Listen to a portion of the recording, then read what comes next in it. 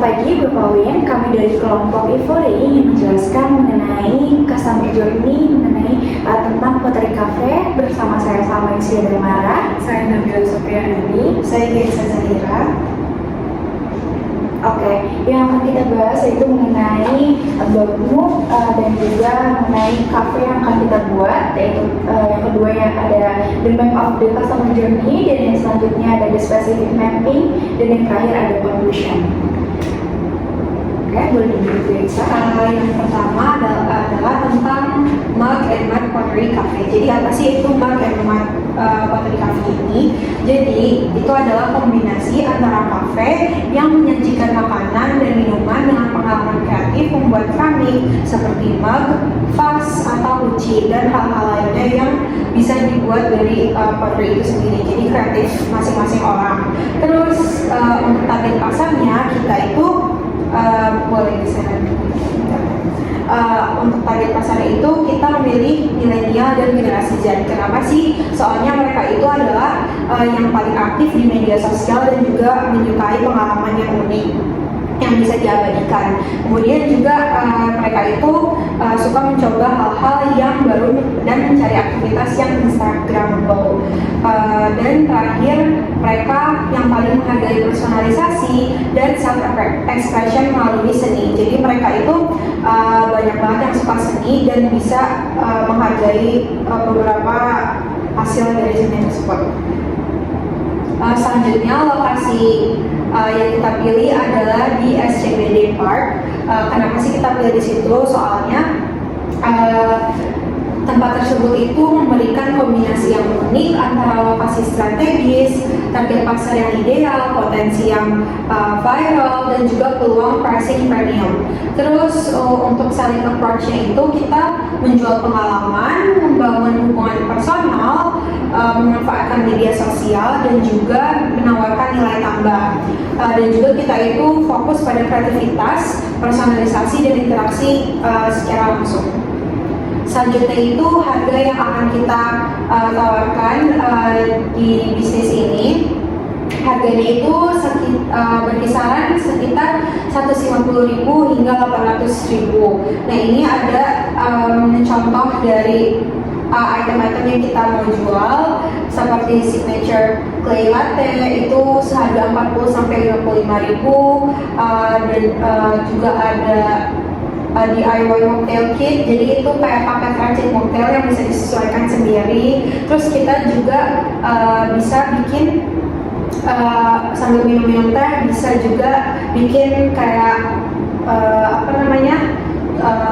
benda-benda yang menurut kita bagus gitu, kayak melalui clay tersebut gitu. Oke, yang kedua ada the map of the customer journey. Jadi yang pertama ini ada persona. Persona itu merupakan gambaran karakter pelanggan ideal yang menjadi target utama bisnis. Nah, berdasarkan data dan perilaku nyata. Nah, penerapannya pada Pottery Cafe yaitu kriteria pelanggannya terdiri dari generasi milenial dan generasi Z, menyukai seni dan hal estetik, aktif di media sosial, sedang mencari tempat untuk relaksasi atau healing sambil belajar membuat kerajinan. Nah, mereka juga tertarik pada aktivitas unik yang bisa dibagikan sebagai pengalaman pribadi di media sosial. Yang kedua adalah timeline. Jadi urutan waktu atau tahapan pengalaman pelanggan dari awal mengenal brand hingga setelah menggunakan layanan. Nah, penerapannya perjalanan pelanggan dimulai dari melihat promosi di Instagram, lalu mengunjungi website, lalu booking via WhatsApp, lalu datang ke kafe dan mengikuti kelas pottery.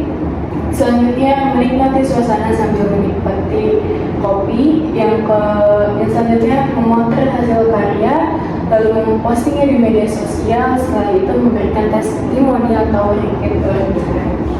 Selanjutnya ada emotion.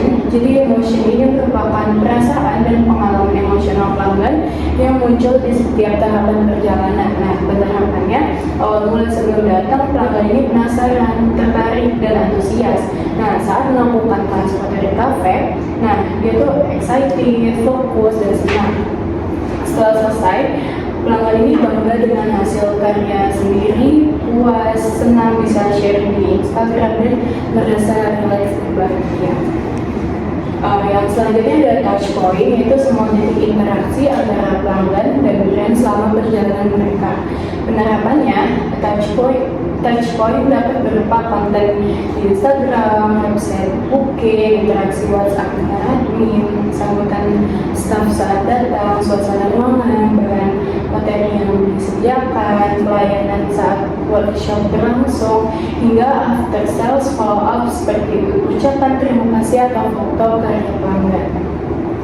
Yang selanjutnya ada channel, yaitu channel ini merujuk pada media atau saluran komunikasi yang digunakan untuk menjangkau dan melayani pelanggan. Penerapannya, channel yang digunakan meliputi Instagram sebagai saluran promosi utama, WhatsApp untuk reservasi, website sebagai sumber informasi, serta media offline seperti papan informasi kafe dan suasana interior yang Instagramable serta interaksi langsung dengan staf pengajar. Oke, selanjutnya ini ada timeline mapping. Jadi yang pertama itu ada awareness, di mana pelanggan itu mulai menyadari bahwa mereka tuh membutuhkan sesuatu yang baru. Dan yang kedua ini interest, di mana pelanggan mulai tertarik dengan apa sih potensi kafe. Yang selanjutnya ada consideration, di mana pelanggan itu mulai mempertimbangkan harga apa saja yang dia dapatkan. Lalu setelah itu jika mereka tertarik, mereka akan melakukan booking atau memesan sesi di Pottery Cafe. Selanjutnya ini ada pre-visit, di mana pelanggan itu menerima pesan terkait jadwal yang akan disampaikan. Nah, yang selanjutnya ini ada arrival, di mana pelanggan tiba di cafe. Dan selanjutnya ada activity, di mana pelanggan membentuk kerajinan dengan sambil menikmati suasana kafe.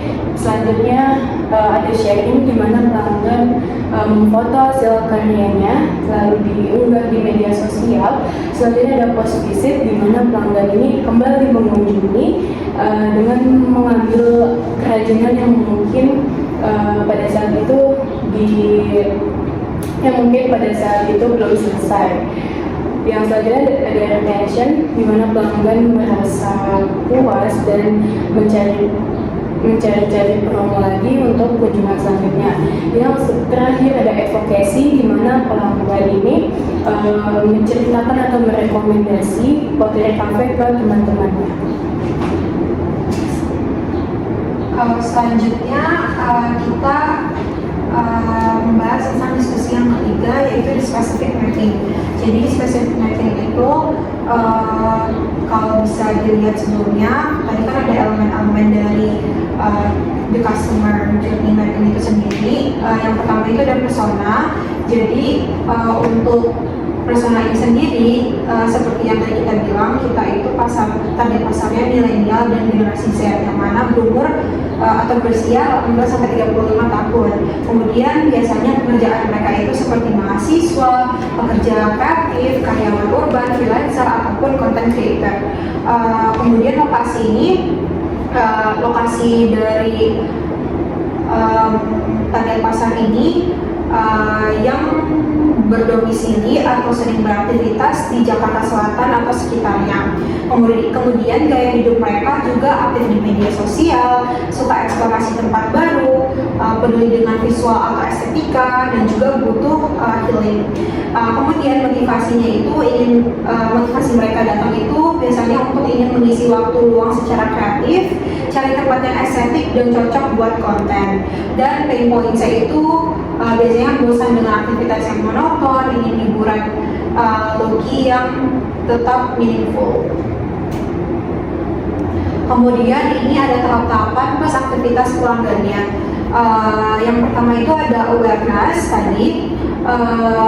Mungkin aktivitasnya itu si target pasarnya melihat konten Pottery Cafe di media sosial, konten Pottery Cafe kami yaitu Mug and Mud di TikTok atau Instagram, atau dari teman yang sudah mencobanya. Kemudian yang kedua itu ada interest. Jadi si target pasar tersebut mengunjungi akun resmi kafe, scroll IG feed, dan highlights, baca komentar dan testimoni juga. Terus yang ketiga itu ada consideration.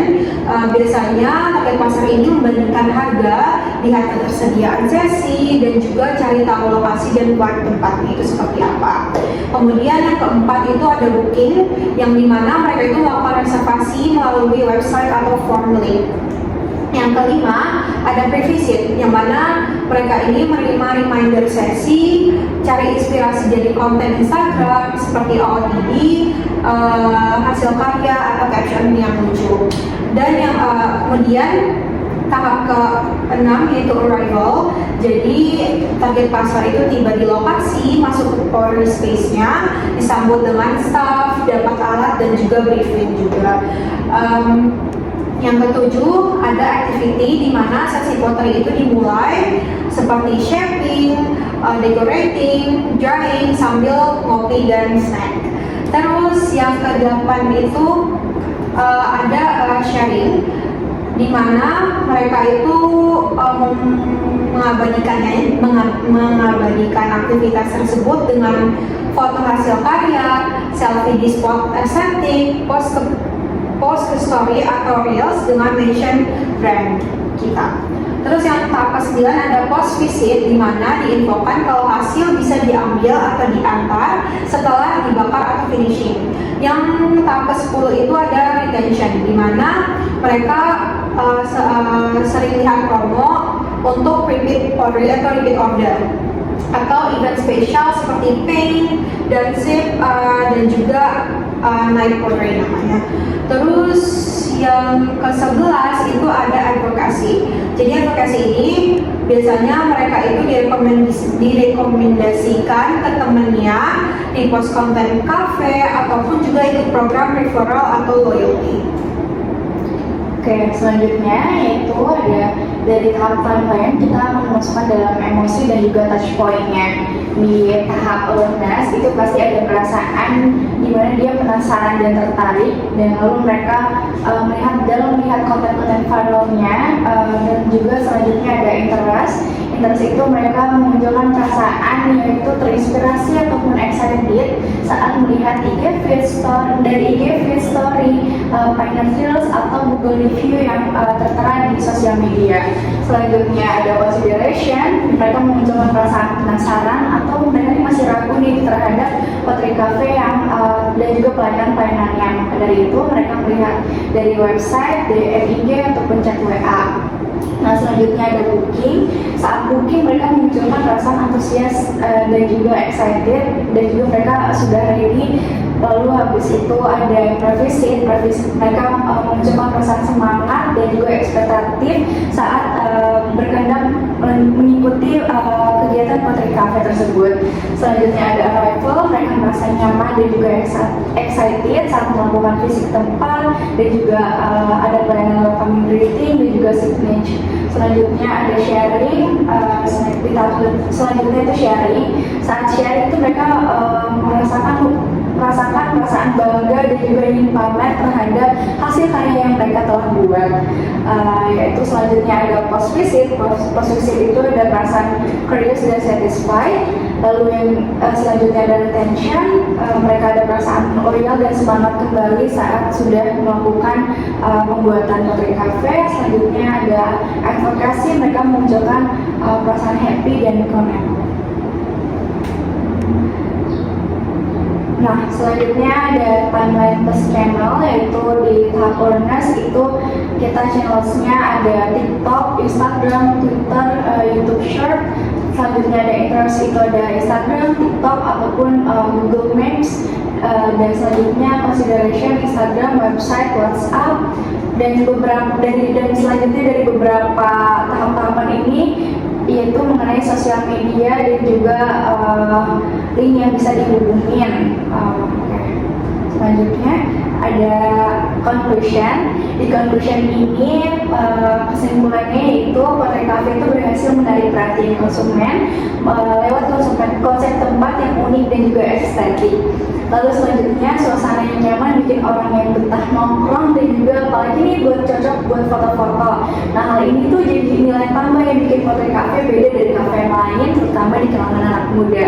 Karena ada kegiatan selain kita berbincang, juga ada kegiatan yang menghasilkan karya gitu. Dan juga strategi pemasaran Pottery Cafe ini fokus pada tampilan visual dan juga interaksi di media sosial, desain yang konsisten dan promosi yang relevan bikin brand ini makin naik dikenal. Nah, pendekatan ini efektif buat bangun kedekatan sama pelanggan, terutama di era digital sekarang.